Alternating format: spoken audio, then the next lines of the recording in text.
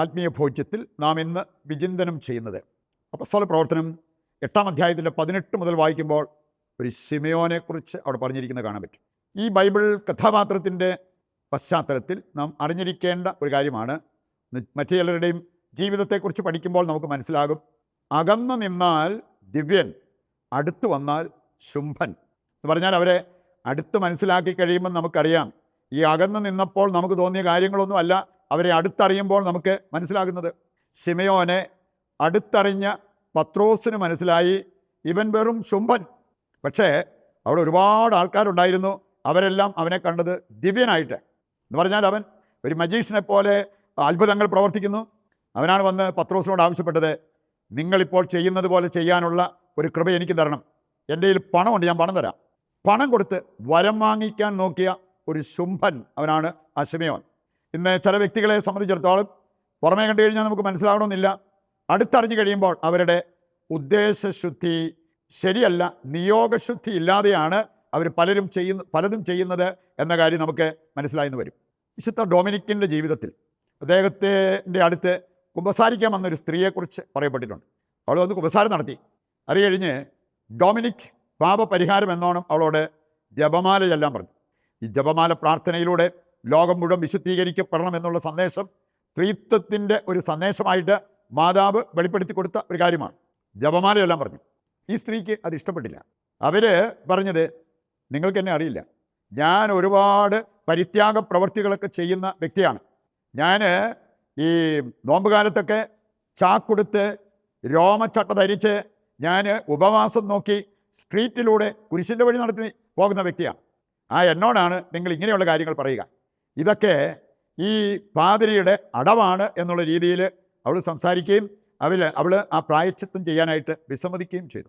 ഒരു വശം നോക്കിയാൽ ഭയങ്കരമായിട്ടുള്ള ഭക്താഭ്യാസങ്ങൾ, മറുവശത്ത് വിശുദ്ധ ഡൊമിനിക്ക് പറഞ്ഞ് ഈ ഒരു കാര്യം ചെയ്യാൻ പോലും മനസ്സ് കാണിക്കാതെ അവനെ കുറ്റപ്പെടുത്തി സംസാരിച്ച ഒരു വ്യക്തി.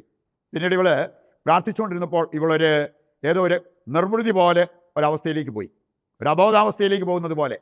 അവിടെ അവൾക്ക് ഒരു കാഴ്ച അല്ലെങ്കിൽ ഒരു ദർശനം ഉണ്ടായി. ആ ദർശനത്തിൽ അവൾ കണ്ടത് അവിടെ പാപത്തിൻ്റെ വെയിറ്റ് ഒരു തട്ടിൽ, ഒരു തുലാസിൽ ഒരു തട്ടിൽ, അവൾ ചെയ്ത ഈ പരിഹാര പ്രവൃത്തികളെല്ലാം മറ്റേ തട്ടിൽ. പക്ഷേ ആ പാപത്തിൻ്റെ ഭാരമാണ് കൂടുതലായിട്ട് അവിടെ കാണപ്പെട്ടത്. അപ്പോൾ അവൾക്ക് മനസ്സിലായി, ഈ അവസ്ഥയിൽ ഞാൻ മരിച്ചാൽ ഞാൻ സ്വർഗത്തിൽ പോകില്ല, നരകത്തിലേ പോകത്തുള്ളൂ. അവൾ പേടിച്ച് കരഞ്ഞു.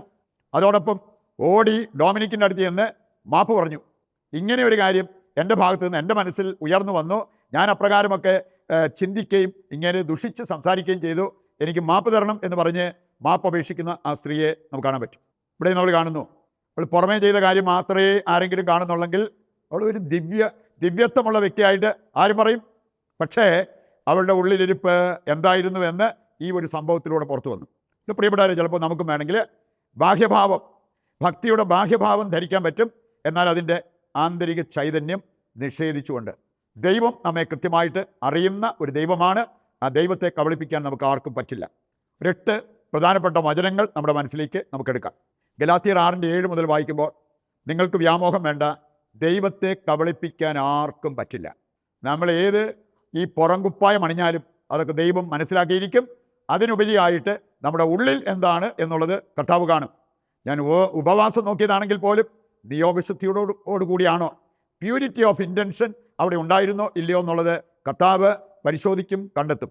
പ്രഭാഷകൻ 42:20, ഒരു ചിന്തയും ദൈവത്തിന് അജ്ഞാതമല്ല, ഒരു വാക്കും ദൈവം കേൾക്കാതെ പോകത്തില്ല. നമുക്ക് ഒരു രഹസ്യ സങ്കേതം കണ്ട് ദൈവം കാണാതെ ഒന്നും ചെയ്യാൻ പറ്റില്ല, ദൈവം കേൾക്കാതെ ഒന്നും പറയാൻ പറ്റില്ല. 1 സാമുവേൽ 16:7 അവിടെ പറഞ്ഞിരിക്കുന്നത്, മനുഷ്യൻ ബാഹ്യഭാവം കണ്ടു വിധിക്കും, ദൈവം അങ്ങനെയല്ല. ദൈവം ആന്തരിക ഭാവം ഉള്ളറിയുന്ന ഒരു ദൈവമാണ്. സുഭാഷിതങ്ങൾ 16:2, 17:3 വായിച്ചാൽ കർത്താവ് ഹൃദയം പരിശോധിക്കുന്നവനാണ്. നമ്മുടെ വാക്ക് കേട്ടോ പുറമേ കാണിക്കുന്ന കാര്യങ്ങൾ കണ്ടോ വിധിക്കുന്നവനല്ല, ഹൃദയം പരിശോധിക്കുന്നവൻ. സങ്കീർത്തനം 139 അവിടെ സങ്കീർത്തനൻ പറയാണ്, കർത്താവെ അങ്ങ് അറിയാതെ എനിക്ക് എന്ത് ചെയ്യാൻ പറ്റും, അങ്ങ് കാണാതെ എനിക്ക് എവിടെ പോകാൻ പറ്റും. അത് മലമുകളിലോ ആകാശത്തിലോ ആഴിയുടെ ആഴത്തിലോ ആണെങ്കിലും അങ്ങ് അവിടെയുണ്ട്. സങ്കീർത്തനം 26 2-ാമത്തെ വചനം പറയാണ്, കർത്താവെ അവിടുന്ന് എന്നെ ഉരച്ചു നോക്കുക, നിറം മാറില്ല. നമ്മുടെ കാര്യം അങ്ങനെയാണോ? ദൈവം ഉരച്ചു നോക്കിയാൽ ഈ പുറമേ നമ്മൾ കാണിച്ചുകൊണ്ടിരിക്കുന്നത് തന്നെയാണോ അകത്തുള്ളത് എന്ന കാര്യം നമ്മളൊന്ന് ചിന്തിക്കേണ്ട കാര്യം തന്നെയാണ്. സഭാപ്രസംഗൻ 12:14 വായിച്ചാൽ അവിടെ പറഞ്ഞിട്ടുണ്ട്, നല്ലതോ ചീത്തയോ ആയ സകല കാര്യങ്ങളും വിധി ദിവസം കർത്താവ് നീതിപീഠത്തിന്മേൽ കൊണ്ടുവന്നിരിക്കും. അപ്പോൾ അതുകൊണ്ട് ഒരു കാര്യവും ദൈവത്തിൽ നമുക്ക് മറച്ചു വെക്കാൻ പറ്റില്ല. സങ്കീർത്തനം 119 113 വചനം പറയാണ്, കാപട്യം കർത്താവ് വെറുക്കുന്ന ഒരു കാര്യമാണ്. ഈ 8 വചനങ്ങൾ മതി. നമുക്ക് ദൈവത്തെ കബളിപ്പിക്കാൻ പറ്റില്ല. പുറമെ എന്തെല്ലാം നമ്മൾ നടിച്ചാലും ദൈവം നമ്മുടെ ഉള്ളറിയുന്നവനാണ് എന്ന് തിരിച്ചറിയാനായിട്ട് നമുക്ക് സാധിക്കും. രണ്ടാമത്തെ ഒരു കാര്യം, ആരെയും നാം അടുത്തറിയണം എന്നുള്ളത് കർത്താവ് ആവശ്യപ്പെടുന്നൊരു കാര്യമാണ്. നമ്മുടെ സുരക്ഷയ്ക്ക് അത് ആവശ്യവുമാണ്. ഒരു സൈക്കോളജിസ്റ്റ് അല്ലെങ്കിൽ ഒരു സൈക്കാട്രിസ്റ്റ് അദ്ദേഹം സൂചിപ്പിച്ച ഒരു കാര്യമാണ്, നമ്മളൊരു വ്യക്തിയെ അടുത്തറിഞ്ഞാൽ അവരെക്കുറിച്ചുള്ള ഇവാലുവേഷൻ ചിലപ്പോൾ കംപ്ലീറ്റ് മാറിപ്പോകും. അറിയാതെ ഇപ്പോൾ ഒരു കൊച്ച് മന്ദബുദ്ധിയാണെന്ന് അറിയാതെ അവരുടെ ചില പ്രവൃത്തികളൊക്കെ കണ്ട് നമ്മൾ കമൻറ്റ് പറഞ്ഞാലോ, ഇതിനുശേഷം ആ കൊച്ച് ഈ അവസ്ഥയിലാണെന്ന് അറിഞ്ഞാലോ, അയ്യോ അതിനെക്കുറിച്ച് അങ്ങനെ ചിന്തിച്ചല്ലോ പറഞ്ഞല്ലോ എന്ന് നമ്മൾ കുറ്റബോധത്തോടു കൂടി പറയും. ഒരു വ്യക്തിയെ അവരുടെ ബാക്ക്ഗ്രൗണ്ടിൽ പഠിച്ചാൽ ഒരുപക്ഷെ അവരെക്കുറിച്ചുള്ള നമ്മുടെ ഇവാലുവേഷൻ മാറിപ്പോകും. അതുകൊണ്ട് വ്യക്തികളെ നമ്മൾ അടുത്തറിഞ്ഞിട്ടേ എന്തെങ്കിലും പറയാവൂ. അറിയാൻ മേലെങ്കിൽ വാ തുറക്കരുത് എന്നാണ് പ്രഭാഷകൻ 5:12 വായിക്കുമ്പോൾ നമ്മൾ മനസ്സിലാക്കുക. വീണ്ടും നമ്മൾ കാണുന്നുണ്ട്, പ്രഭാഷകൻ 6-ാം അധ്യായത്തിൻ്റെ 6-ാമത്തെ വചനം എടുക്കുമ്പോൾ അവിടെ പറഞ്ഞിരിക്കുന്നത്, 1000-ൽ ഒരുവനിൽ നിന്ന് മാത്രമേ നീ ഉപദേശം സ്വീകരിക്കാവൂ എന്നുള്ളത്. മൂന്നാമതായിട്ട് നമ്മൾ മനസ്സിലാക്കിയിരിക്കേണ്ടത് പക്വതയുടെ ചില സൂചനകളുണ്ട്. പക്വത, ആത്മീയ പക്വത. നമുക്ക് ചില സൂചനകൾ കാണാൻ പറ്റും. സങ്കീർത്തനം 118 8-ാമത്തെ വചനം, മനുഷ്യരിൽ ആശ്രയിക്കുന്നതിനേക്കാൾ കർത്താവിൽ ആശ്രയിക്കുന്നത് പക്വതയുടെ ഒരു സൂചനയാണ്. യോഹന്നാൻ സുവിശേഷം 21:18 എടുത്താൽ അവിടെ പറഞ്ഞിരിക്കുന്നത്, സ്വന്തം ഇഷ്ടം വിട്ടിട്ട് കയ്യും കെട്ടി നിന്ന് ദൈവത്തിൻ്റെ ഇഷ്ടം ഏറ്റെടുക്കുന്നതും നിറവേറ്റുന്നതും പക്വതയുടെ ഒരു സൂചനയാണ്. അപക്വതയുടെ ചില സൂചനകളും ദൈവവചനം നമ്മെ കൃത്യമായിട്ട് പഠിപ്പിക്കുന്നത് നമുക്ക് കാണാൻ പറ്റും. അപക്വതയുടെ സൂചനകൾ യാക്കോബ് 3:16 അവിടെ പറഞ്ഞിട്ടുണ്ട്, അസൂയ, സ്വാർത്ഥത അപക്വതയുടെ ഒരു സൂചനയാണ്.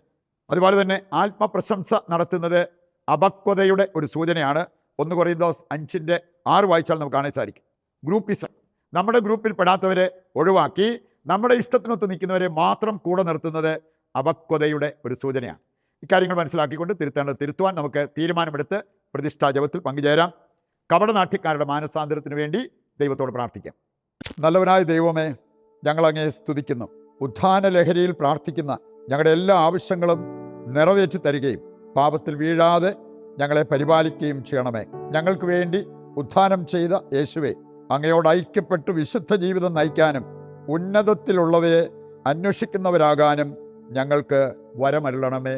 ആമേൻ. നമ്മുടെ എല്ലാ ആവശ്യങ്ങളെയും ദൈവകരങ്ങളിൽ ഏൽപ്പിച്ചുകൊണ്ട് ദിവ്യകാരുണ്യത്തെ നമുക്ക് സ്തുതിച്ച് ആരാധിച്ച് ആശീർവാദത്തിനായിട്ട് നമുക്ക് ഒരുങ്ങാം. യേശുവേ നന്ദി, യേശുവേ സ്തുതി, ഹല്ലേലൂയ.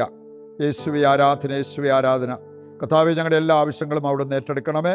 അവയെല്ലാം ഞങ്ങൾക്ക് നടത്തി തരണമെന്ന് ഞങ്ങൾ പ്രാർത്ഥിക്കുന്നു. യേശുവേ നന്ദി, യേശുവേ സ്തുതി.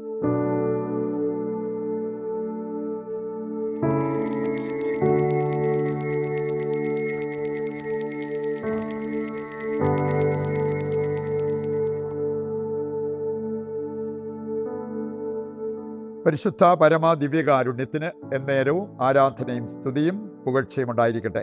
മറ്റൊരു എപ്പിസോഡുമായി നാളെ വീണ്ടും നമുക്ക് ഒന്നിക്കാം. ദൈവം നിങ്ങളെ സമൃദ്ധമായി അനുഗ്രഹിക്കട്ടെ.